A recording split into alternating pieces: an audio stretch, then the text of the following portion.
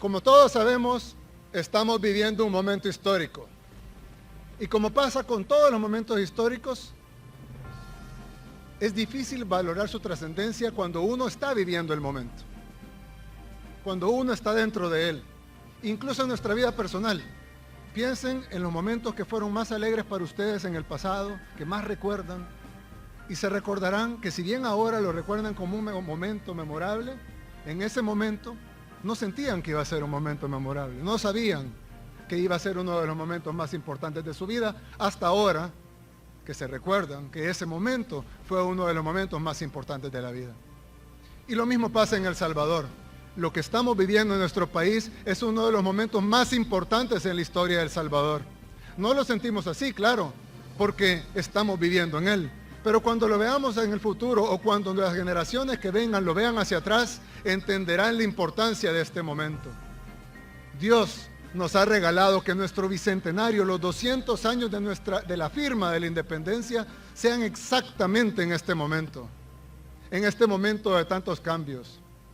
200 años después de nuestro primer paso, porque solo fue un primer paso, nuestro país no logró la independencia hace 200 años, pero sí dimos un primer paso con la firma del Acta de la Independencia. En el camino, dimos ese primer paso en el camino que todas las naciones del mundo dan para acercarse a la independencia. En ese proceso que estamos volviendo a vivir hoy, lo que está sucediendo, se vive pocas veces en la vida. Y no es casualidad que una fecha tan emblemática para nuestro país haya sido en un momento tan importante. Pensando en todo esto, me invade una enorme responsabilidad. Todos nosotros estamos escribiendo la historia. Esto no es un eslogan de campaña. Nosotros estamos escribiendo la historia junto al pueblo salvadoreño. Todo lo que hagamos o no, por más pequeño que pensemos que sea, definirá en gran manera el país que seremos en el futuro. Siempre ha sido así, siempre lo que hagamos ahora definirá el futuro. Pero este es un momento especialmente particular, único, con circunstancias que jamás se repetirán. Uno, en donde la inmensa mayoría hemos empezado a redescubrir como nación lo bello de la búsqueda por la independencia real. Nuestro país ha tenido otros momentos en donde nos hemos acercado a este sentimiento. No es la primera vez, ni la segunda. Han habido muchos momentos en donde pensábamos con optimismo el futuro que queríamos tener. Momentos que a pesar de no ser comunes, lastimosamente no pudimos aprovechar. Por la avaricia y la falta de visión de unos pocos, que secuestraron nuestras esperanzas. Traicionaron la confianza que el pueblo había depositado en ellos. Las grandes civilizaciones de la historia, los grandes países, las potencias mundiales, empezaron a ser independientes en uno de estos momentos. Pero así como hay varios ejemplos de países que lo aprovecharon, también hay un gran número mucho más grande de países que no lo aprovecharon y que dejaron atrás de sí una larga lista de héroes anónimos, perdidos para siempre en la historia, porque sus líderes no pudieron aprovechar ese momento. De nosotros depende que el nuestro sea uno de los pocos casos que tuvieron éxito y no uno de la inmensa mayoría que fracasaron. Que un día nos recuerden como la generación de la verdadera independencia, que aprovechó esta oportunidad para transformar su destino para siempre. Este es un momento histórico que muchas generaciones esperaron por tantos años, por tantas décadas, con tantos gobiernos. Ahora tenemos el privilegio de ser la generación que empieza a lograr lo que parecía imposible, a ser independientes de verdad. Somos la generación que rompió las ataduras del pasado y desde aquel primer paso, el 3 de febrero de 2019, no nos hemos detenido. Somos la generación que terminó con el círculo vicioso que nos hacía creer que no podíamos, que teníamos que conformarnos, que nada iba a cambiar. Porque ser independientes significa hacer cambios de raíz para arrancar lo malo. Aunque algunos se opongan, se enojen, reclamen, condenen, porque simplemente ellos o sus amigos perdieron sus privilegios.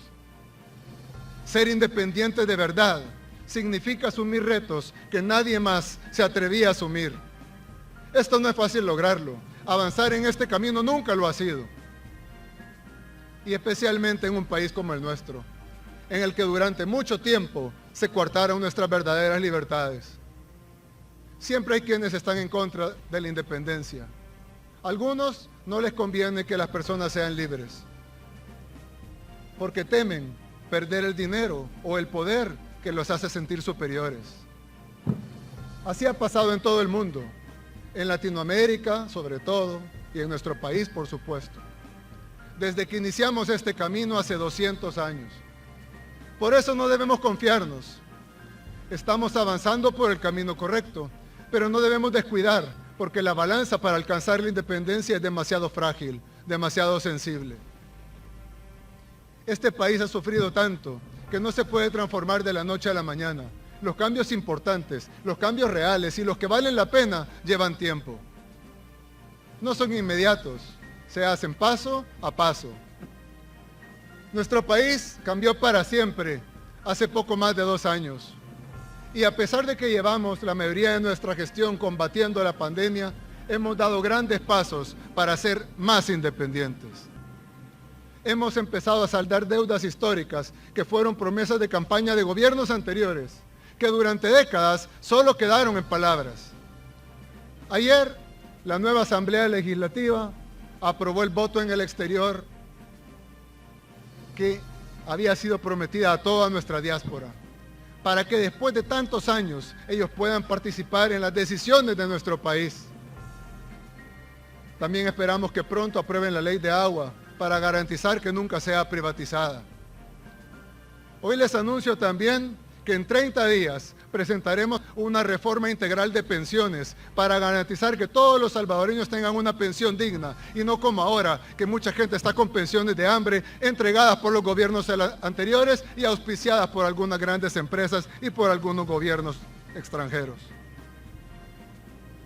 Con ella garantizaremos que al fin los salvadoreños tengan, al menos en el rubro de las pensiones, lo que se merecen.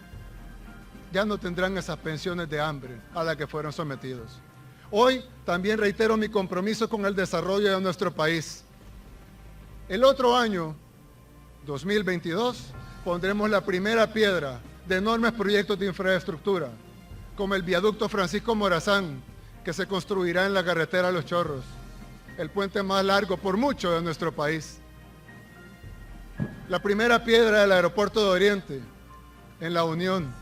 La primera piedra del tren del Pacífico, para llevar más desarrollo y conectar nuestro país. También vamos a empezar a construir el nuevo Estadio Nacional e invertir muchísimo más en deporte. A pesar de heredar un sistema de salud colapsado, donde los pacientes, y nadie me va a dejar mentir, ustedes mismos lo vieron en los medios de comunicación, en las fotografías donde nuestros pacientes dormían en el suelo, no tenían cama y no estaban en pandemia.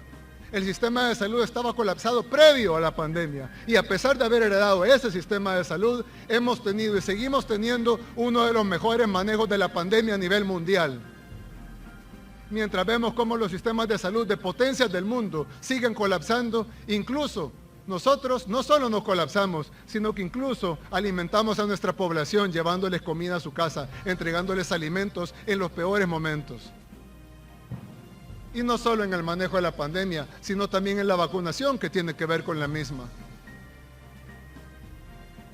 Tenemos el mejor esquema de vacunación de toda Centroamérica, el cuarto de Latinoamérica, y estamos en los 50 mejores del mundo, incluyendo todas las potencias internacionales que tuvieron acceso privilegiado a las vacunas. Aunque todavía nos falta muchísimo, muchísimo, para ser un país seguro. Nadie puede negar los éxitos del Plan Control Territorial, que sigue dando excelentes resultados.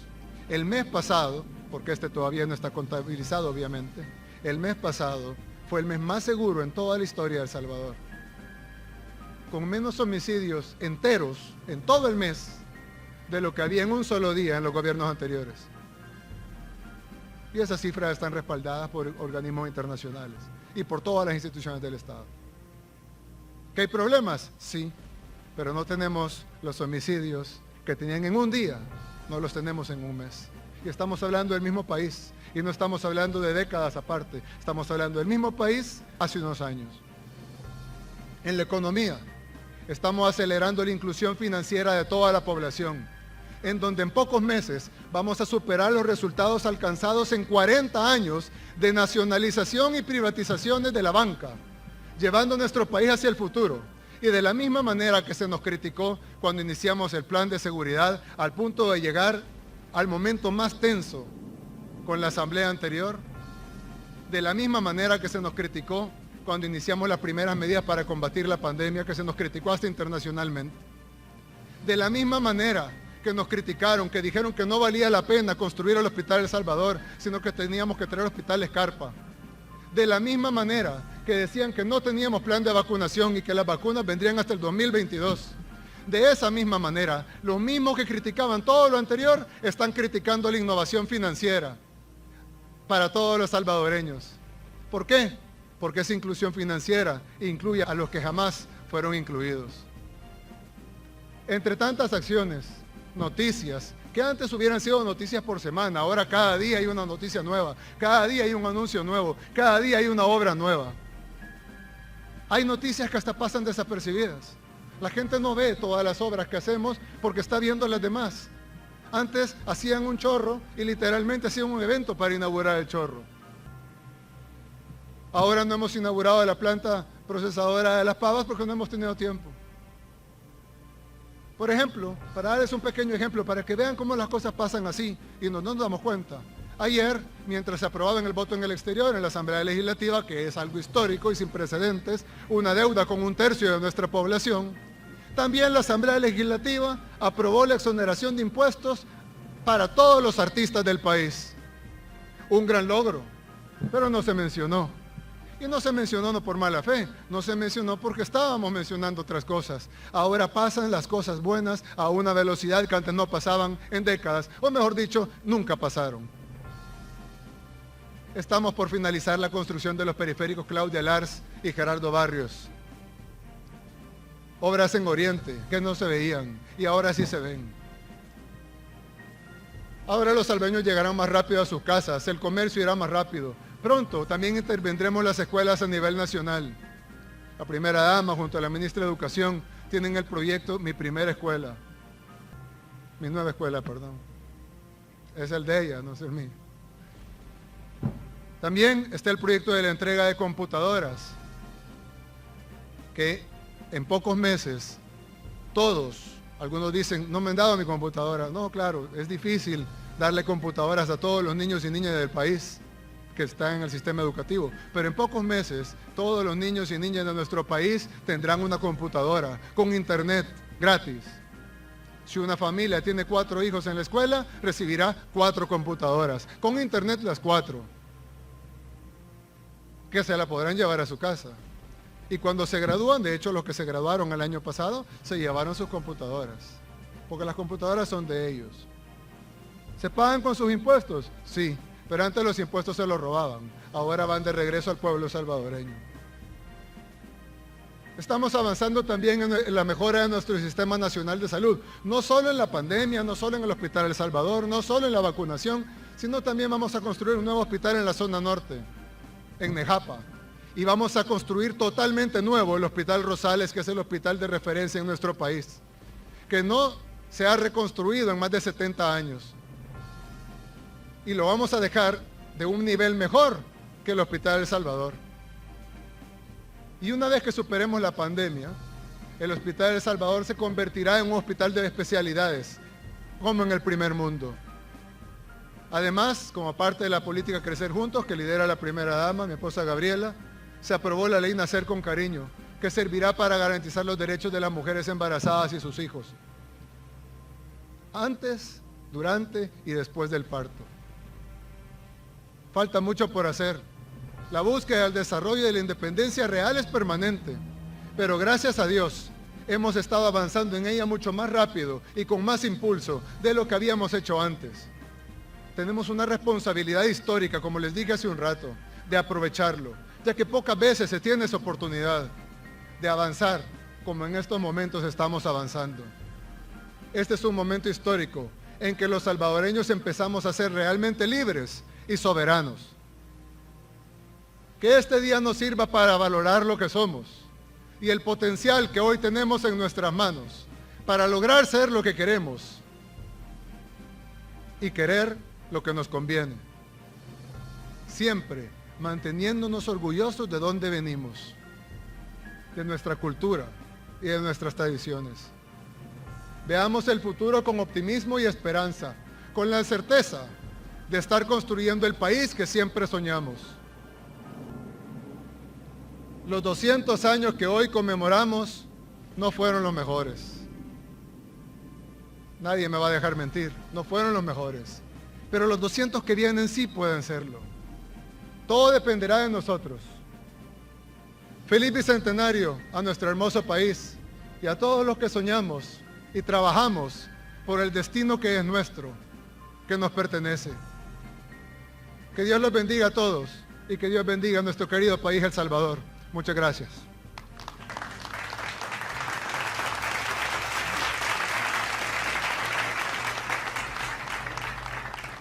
Agradecemos su presencia en esta ceremonia de conmemoración del Bicentenario de Independencia de El Salvador. En este momento presenciamos el retiro de la familia presidencial. Unidades de atención. ¡Ir! Al hombro. ¡Ar! Vista a la derecha. Atención presente. ¡Ar!